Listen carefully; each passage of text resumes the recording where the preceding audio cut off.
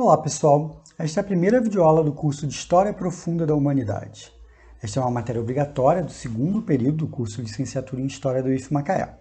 Eu me chamo José Knus, sou professor do curso de História e gravo esse vídeo em junho de 2021, pois ainda estamos dando nossas aulas no modelo de atividades pedagógicas não presenciais por conta da pandemia de Covid-19. Esse aqui é o primeiro vídeo de 3 vídeos em que esta videoaula está dividida. Como vocês bem sabem, a história lida com uma questão fundamental: as transformações impostas pela passagem do tempo. Como tudo está de alguma maneira sujeito à ação transformadora da passagem do tempo, a gente pode dizer que tudo é história. O tudo está sujeito à história, tudo pode ser entendido através da história. A história é, portanto, um livro enorme e muito pesado. Para dar conta desse livro, nós precisamos criar formas de organizá-lo. O que incluímos e o que deixamos de fora desse livro? Que páginas entram, que páginas saem desse livro? Que páginas vêm primeiro e que páginas vêm depois? Qual é a ordem dessas páginas? E quais páginas nós juntamos com os quais, formando um capítulo? Como a gente divide esse monte de páginas em capítulos, em unidades, em seções? Como que a gente organiza esse livro? Nessa primeira aula, eu vou apresentar para vocês algumas ideias introdutórias sobre como nós organizamos nosso pensamento sobre o passado histórico. Isto é, esta aula trata sobre como estruturamos conceitualmente a arquitetura do passado, ou seja, a forma que a gente estrutura e organiza nosso pensamento sobre o tempo. E para esse curso em particular, de passados mais distantes da nossa realidade histórica imediata. Por isso, o título dessa aula é a Arquitetura da Cronologia do Passado Profundo.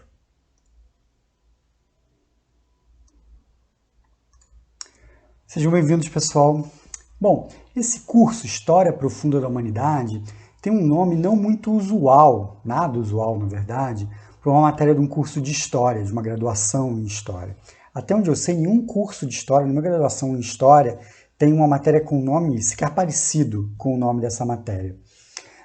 Mas o que a gente vai estudar aqui não é exatamente algo totalmente diferente do que os estudantes de outros cursos de História, de outras graduações em História estudam.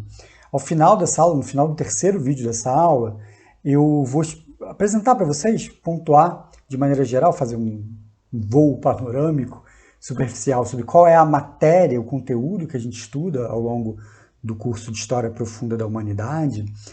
E vocês vão perceber logo que a gente vai tratar aqui de vários assuntos que estão normalmente incluídos em matérias curriculares mais tradicionais, em matérias chamadas, ou no início de uma matéria chamada História Antiga, ou em boa parte do conteúdo de matérias chamadas como História da Antiguidade Oriental, ou História Antiga 1, a depender de como os currículos dos diferentes cursos se organizam. Mas, assim, a gente aqui vai tratar de temas que estão muito presentes em matérias de História Antiga, como, por exemplo, Egito Antigo e Mesopotâmia Antiga. Mas então por que a gente colocou esse nome, História Profunda da Humanidade, e não chamou de História Antiga 1? Né? Vocês vão ter no terceiro período uma matéria chamada História Antiga.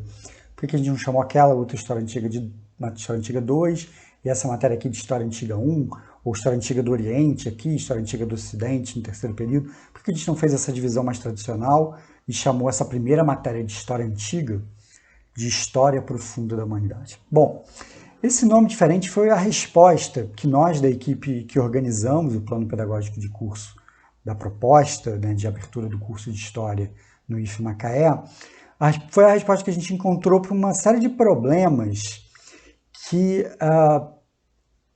permeiam a abordagem mais tradicional sobre como organizar uma ementa de matéria de História Antiga, ou de Histórias Antigas 1 e 2, ou qualquer coisa do tipo.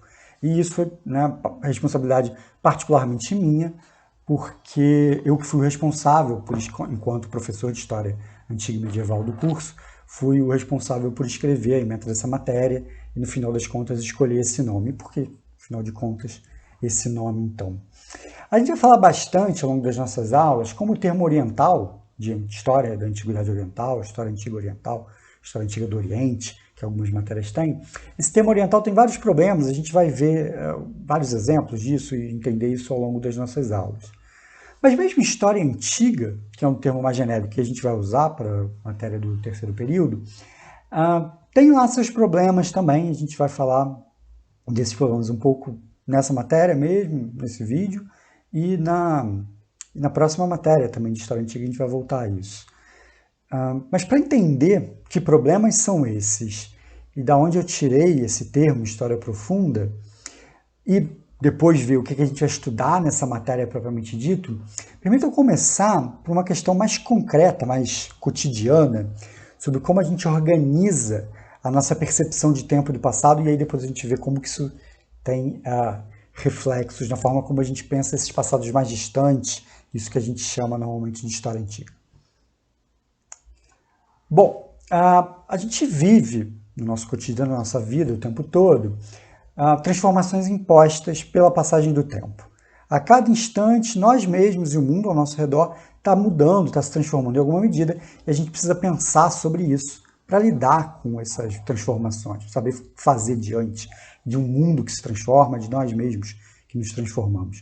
Mas como que a gente organiza o nosso pensamento sobre o tempo? Como que a gente pensa o tempo em si?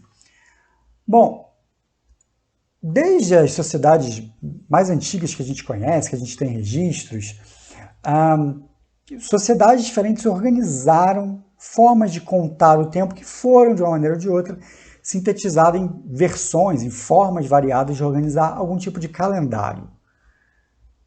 A sociedade capitalista industrial, moderna, contemporânea, na qual a gente vive, que tem uma pretensão muito grande de controle e medição absolutas de tudo, inclusive do tempo, criou formas mais precisas e específicas de organizar o tempo. Assim, num primeiro olhar, a gente pode dizer que nós pensamos o tempo, nós organizamos nosso pensamento sobre o tempo baseado em medições absolutas e cronológicas. Segundos, minutos, horas, dias, semanas, meses, anos, décadas, milênios, séculos, milênios. A gente organiza nessas medidas de tempo, que são absolutas, né? Geram esse tempo aqui específico, é 1 segundo, 1 minuto, 10 anos, uma década, século, milênio, são coisas absolutas, né? Não são subjetivas, não dependem do nosso entendimento. A gente mede elas concretamente. Porém, se a gente pensar melhor sobre como a gente se relaciona com o tempo e com a cronologia, a gente vai ver que a gente não usa só essas medidas precisas, absolutas, para organizar nossa relação com o tempo e com o passado. A gente usa conceitos, categorias, muito mais vagas e subjetivas, que são, se não tão importantes quanto, talvez até mais importantes nessa organização, nessa nossa relação com o tempo. Então, por exemplo, ideias como há pouco tempo, há alguns anos, há muitos anos, há muito tempo, entre outras, são exemplos desse tipo de categoria mais subjetiva que a gente usa o tempo todo para nos localizar no tempo e para localizar os objetos históricos no tempo. Quando você quer se referir a alguma coisa, você pode dizer, isso aconteceu no dia 23 de outubro de 1975, a tal hora, não sei o quê. Você pode dizer, isso aconteceu há bastante tempo, isso aconteceu há alguns anos atrás, há muitos anos atrás, e a gente usa isso o tempo todo para se relacionar com o tempo. E essas ideias mais subjetivas acabam fazendo com que a gente trate fatos de uma mesma época, esse conceito abstrato, meio genérico e muito subjetivo, eventos que não aconteceram exatamente no mesmo tempo, mas que por uma definição subjetiva e muitas vezes irrefletida, nos parecem pertencer a um mesmo recorte temporal, que pode ser definido com categorias muito subjetivas e frouxas, como há muito tempo, na época em que eu era adolescente, ou quando eu estava na escola, ou na minha época. São categorias, conceitos muito genéricos e subjetivos, mas que a gente usa o tempo todo para lidar com o tempo. Isso também vale para o pensamento histórico mais geral e particularmente para a ciência histórica, para a história acadêmica. É verdade que aquelas medidas mais absolutas são usadas o tempo todo na historiografia para datar as coisas, para se referir a datas e tal. Então a gente, para usar uma terminologia brodeliana, em eventos de curta duração, coisas como dias, semanas, meses, são usados com frequência. Em eventos de média duração, anos e décadas predominam mais como unidade de medida. E para eventos de longa duração, séculos e mesmo milênios são frequentemente utilizados. Mas isso não resume de maneira nenhuma a forma como a historiografia profissional arquiteta o tempo, organiza categorias para pensar o tempo, para se referir ao tempo. Muito pelo contrário, vocês estão hiperfamiliarizados com categorias muito genéricas e subjetivas que são fundamentais para organizar o tempo histórico. Um exemplo óbvio e clássico disso, que é muito importante para a nossa forma de organizar o nosso pensamento histórico, é a clássica divisão quadripartite, ou seja, dividida em 4 partes, da história em história antiga, medieval, moderna e contemporânea, e a separação disso com uma pré-história. Esse é o exemplo mais importante, que a gente faz referência o tempo todo, que ajuda a gente a organizar o ensino, a pesquisa, a reflexão de uma maneira geral sobre história. Esses grandes recortes temporais são uma das espécies de formas da história, que é como um historiador que eu gosto muito, Norberto Guarinello, chama essas categorias.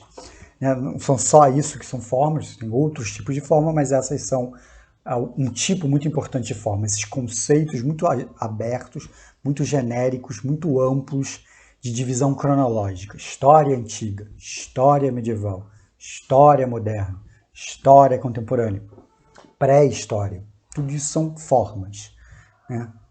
O próprio Guarinello faz um trocadilho com formas, um container em que você coloca uma parte do tempo e organiza uma parte do tempo dentro daquela forma, Essas formas, elas desempenham um papel muito importante na forma como a gente estrutura a nossa relação com o tempo histórico. Elas criam grandes contextos que dão sentido a uma série de coisas que acontecem dentro daquele tal recorte. Então, vários episódios que acontecem dentro do que a gente chama de história medieval ganham um sentido, ganham um contexto, ganham uma conexão entre si, porque a gente diz que todos eles são medievais, ou antigos, ou modernos, ou contemporâneos. Essa contextualização é resultado de uma generalização que nos faz pensar eventos que não aconteceram no mesmo momento como mais ou menos contemporâneos e por isso relacionados, não importando a distância temporal ou espacial entre eles.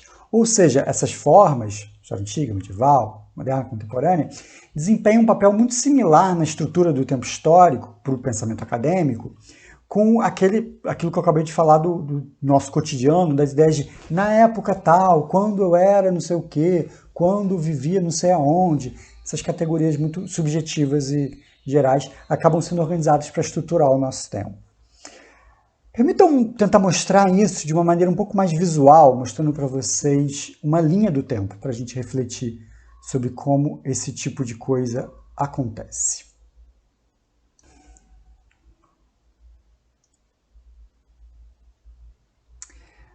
Imaginem que essa linha azul na tela é uma linha do tempo, então, Já estão familiarizados com essa ideia da linha do tempo, Você tem uma linha que representa metaforicamente o tempo. Então, quanto mais a gente anda nessa linha, mais para frente a gente está andando. Então, para a esquerda da tela, a gente vai na direção do passado. Para a direita na tela, a gente vai em direção ao futuro. Bom, eu estou gravando esse vídeo em 2021. E eu nasci em 1985. Então a linha entre esses dois marcos que vocês veem aí registra a minha vida até hoje. Quando eu tinha 4 anos de idade, em 1989, ocorreu a famosa queda do Muro de Berlim, um acontecimento histórico muito importante que vocês certamente já ouviram falar. Eu não tenho recordações diretas desse fato, mas ao longo da minha infância, esse evento foi sempre citado, recorrentemente citado como um grande acontecimento recente. Na minha arquitetura pessoal do tempo, portanto, a queda do Muro de Berlim aconteceu em 1989, mas também quando eu era uma criança muito pequena. E por isso, me parece algo razoavelmente distante do meu tempo, já que apesar de vivo, eu não tinha consciência do que acontecia naquela época e nem tenho recordações pessoais desse acontecimento. Ela é, portanto, algo um pouco distante para mim. Não muito distante, mas um pouco distante.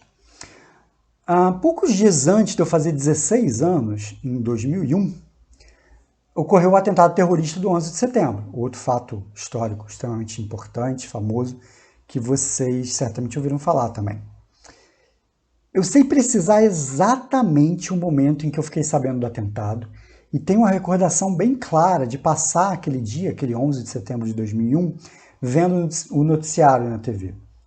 Na minha arquitetura pessoal do tempo, o 11 de setembro aconteceu em 2001, mas também, entre aspas aqui, quando eu já estava quase terminando o ensino médio. E, portanto, me parece algo mais dentro do meu tempo, algo que eu tenho mais recordação, algo que é em algum nível próximo a mim. Ocorre que, e entendam o quanto é assustador para mim dizer isso, a distância em termos absolutos, cronométricos, entre hoje e o 11 de setembro, ou seja, entre o momento que eu estou gravando esse vídeo em 2021 e o 11 de setembro de 2001, é quase o dobro já da distância entre o 11 de setembro e a queda do muro. Passaram-se 12 anos entre a queda do muro e o 11 de setembro, e quando eu gravo esse vídeo, estamos a algumas poucas semanas do aniversário de 20 anos do 11 de setembro. Aqueles de vocês que estão assistindo esse vídeo agora, que têm mais ou menos a minha idade e nunca tinham parado para pensar sobre isso, talvez estejam em choque agora. Eu fiquei em choque quando vi essa informação, esse dado. Talvez os mais jovens de vocês, nascidos ali por volta do ano 2000, não fiquem tão impressionados com esse fato aqui. Talvez para vocês o 11 de setembro soe como um evento razoavelmente distante, dado que ocorrido quando vocês eram crianças muito pequenas, ou mesmo antes de vocês terem nascido. Talvez o 11 de setembro pareça para vocês um pouco o que a queda do Muro de Berlim é para mim. Pensem aí, reflitam, se vocês acham que é estranho dizer que o 11 de setembro é muito mais perto da queda do Muro de Berlim do que de nós. Talvez, aí eu estou fazendo uma suposição, baseado em qual seria a resposta de vocês para essa minha questão, mas talvez, independentemente da idade de vocês, mesmo os mais jovens de vocês, achem essa informação contra-intuitiva, ou seja, que parece contrária ao que a gente suporia no primeiro olhar. E isso vem de razões que superam as nossas experiências individuais do tempo. Isso vem do fato de como a gente pensa socialmente o tempo. A queda do muro parece dizer respeito ao mundo, a uma época, a uma forma da história, superada já há bastante tempo. Afinal de contas, a queda do Muro de Berlim foi o marco final, ou é um dos marcos finais, pelo menos, da Guerra Fria, da época da Guerra Fria. Então, a queda do Muro de Berlim pertence a uma época já mais ou menos distante, a Guerra Fria. Enquanto isso, o 11 de setembro parece fazer parte de um contexto ao qual ainda pertencemos. Para alguns, inclusive, o 11 de setembro seria o marco inicial da época em que nós vivemos. Assim, a gente compreende o 11 de setembro como mais próximo a nós do que próximo à queda do muro, porque nós colocamos o 11 de setembro dentro de uma forma, de uma periodização, na qual nós colocamos também o tempo presente, enquanto a queda do muro fica em outra forma, em outra periodização. Para usar a analogia com a arquitetura, a gente constrói uma parede conceitual entre o 11 de setembro e a queda do Muro de Berlim. Apesar de eles estarem em medidas absolutas mais próximas entre si, a queda do muro e o 11 de setembro, o 11 de setembro está no mesmo cômodo da gente, enquanto a queda do Muro de Berlim está em outro cômodo, está separado da gente e do 11 de setembro por uma parede conceitual. E por isso ele acaba parecendo mais distante do 11 de setembro do que na verdade ele é. Tudo depende da nossa organização cronológica. Por isso, essa coisa que eu estou chamando aqui de arquitetura do tempo, ou seja, as formas, os conceitos, as categorias que a gente usa para delimitar épocas, momentos, períodos, recortes cronológicos, é tão importante para a nossa relação com o tempo, para a nossa percepção do tempo. Porque, entre outras coisas, ela faz determinadas coisas nos parecerem mais distantes ou mais próximas da nossa própria realidade do presente. E esse desarranjo entre as formas e as medidas cronológicas absolutas não é efeito da nossa vivência pessoal de cada um desses episódios, mas de como a nossa sociedade concebe o processo histórico e essa arquitetura do tempo. Tratando de fatos históricos anteriores ao nosso nascimento, a gente pode perceber isso claramente. Para dar um exemplo não tão distante assim, a gente depois vai ver exemplos mais distantes do que isso, mas um exemplo não tão distante, em 1945, acabou a Segunda Guerra Mundial.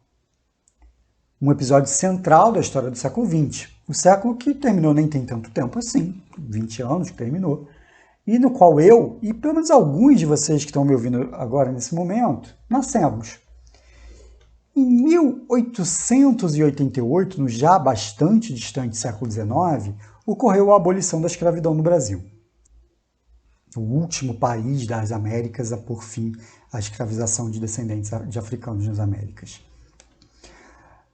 Pois faça as contas aí, meus colegas.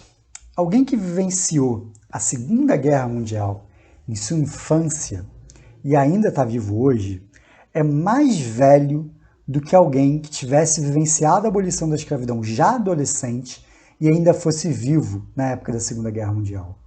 Passaram-se 76 anos desde o fim da guerra até hoje, enquanto tinham se passado apenas 57 anos da abolição, quando a Segunda Guerra Mundial acabou.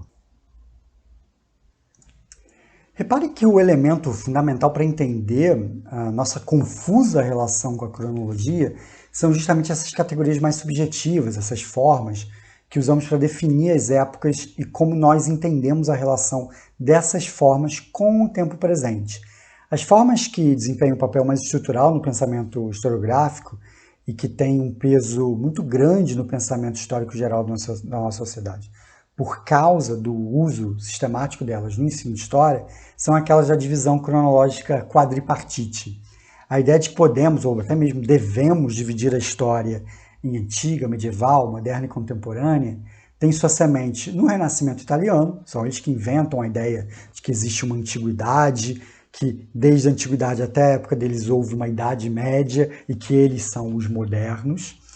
Mas a forma atual que a gente conhece, a organização mais clara desse jeito que a gente usa hoje em dia, surge na França do século XIX e é importada para o Brasil através da influência do ensino de história na França sobre o ensino de história no Brasil. O ensino de história no Brasil foi muito influenciado pela tradução de manuais escolares franceses, pela ida de pessoas do Brasil para estudarem história na França e voltarem da aula de história aqui. Então, o ensino de história no Brasil foi muito influenciado pelo ensino de história francês e isso fez com que essas divisões que estavam sendo organizadas no ensino francês fossem importadas para o Brasil. Há muito tempo se questiona se essa forma quadripartite de organização do tempo é a melhor maneira de organizar a cronologia histórica.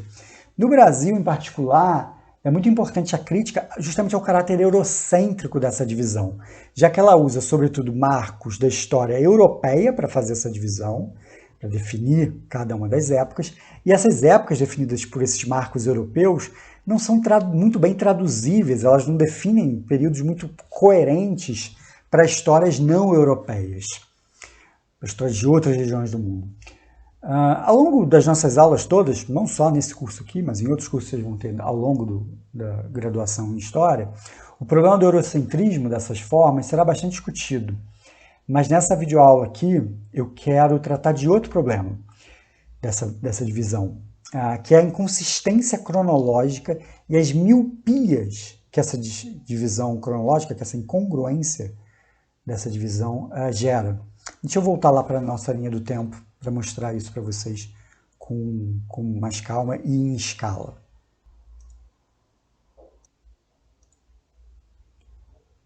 Bom, nessa divisão tradicional, a gente vive numa época iniciada pela Revolução Francesa.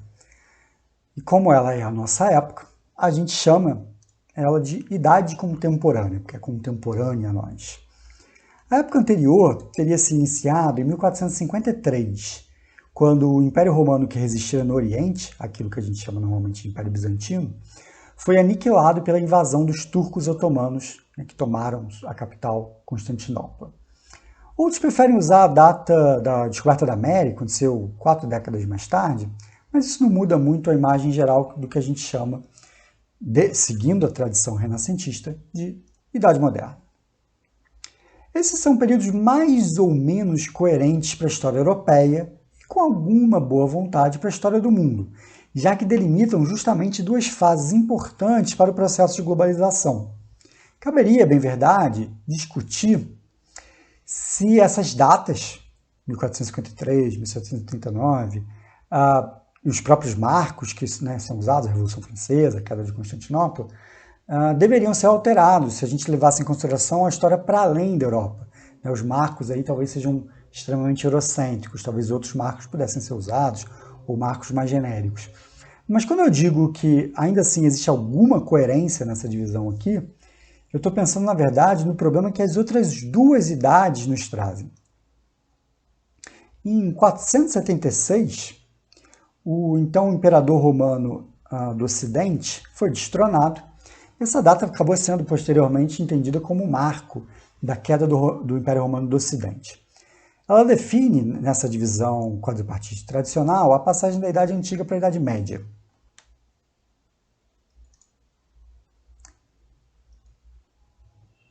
Logo se percebe uma questão cronológica importante nessa linha do tempo aí. A Idade Média tem uma duração 2 vezes maior que a Idade Moderna e a Idade Contemporânea somadas. Mesmo se a gente falar apenas da Europa e ignorar o eurocentrismo dessa forma e tratar isso aqui apenas como uma divisão da história europeia, o que justificaria uma arquitetura do tempo histórico que faça uma divisão tão inconsistente? Quando incluímos a Idade Antiga na reflexão, tudo fica ainda mais impressionante, já que a história antiga tem uma duração 3 vezes maior do que as outras 3 somadas. É importante frisar isso porque as ilustrações mais comuns dessa divisão, como aquela que eu mostrei mais cedo nesse vídeo, tendem sempre a mostrar esses recortes temporais, cada uma dessas 4 parcelas do tempo, como se fossem períodos idênticos, de duração idêntica, porque eles fazem uma linha do tempo, dividem essa linha do tempo em 4 fatias iguais e escrevem antiga, medieval, moderna e contemporânea. Mas, cronologicamente, a realidade em escala é bem diferente, como eu apresento nessa linha aí para vocês. O problema dessas divisões inconsistentes do tempo histórico não é apenas um problema de preciosismo, de rigor na medida, cada época deveria ter o mesmo periodização, a mesma duração de tempo. Não necessariamente. Mas o problema é que, como ela é mostrada normalmente, como isso é tratado normalmente, gera distorções na nossa compreensão da cronologia histórica. Deixa eu mostrar para vocês um exemplo clássico disso. Pensem aí no Egito Antigo. Muito provavelmente a primeira coisa que veio à cabeça de vocês quando eu falei Egito Antigo foram as grandes pirâmides do Egito. As melhores estimativas que a gente tem hoje em dia para a construção dessas grandes pirâmides de Gizé apontam para o início do 3º milênio antes de Cristo. Outra coisa que talvez vocês tenham pensado, assim que eu falei Egito Antigo, um outro elemento que a gente mobiliza normalmente muito rápido do nosso repertório histórico-cultural sobre o Egito Antigo, é uma de suas mais famosas governantes, a rainha Cleópatra. Cleópatra, a última rainha do Egito, viveu no século I a.C. Isso significa que quando Cleópatra viveu, as pirâmides do Egito já eram uma construção histórica de quase 3.000 anos de idade. A distância entre Cleópatra e nós, por outro lado, é de pouco mais de 2.000 anos. Isso é, a gente pode dizer que a Cleópatra viveu, em termos cronológicos absolutos, mais próxima da invenção do smartphone do que da construção das pirâmides. A distância de Cleópatra para a invenção do smartphone é de pouquinho mais de 2.000 anos, e a distância de Cleópatra para as pirâmides é quase 3.000 anos.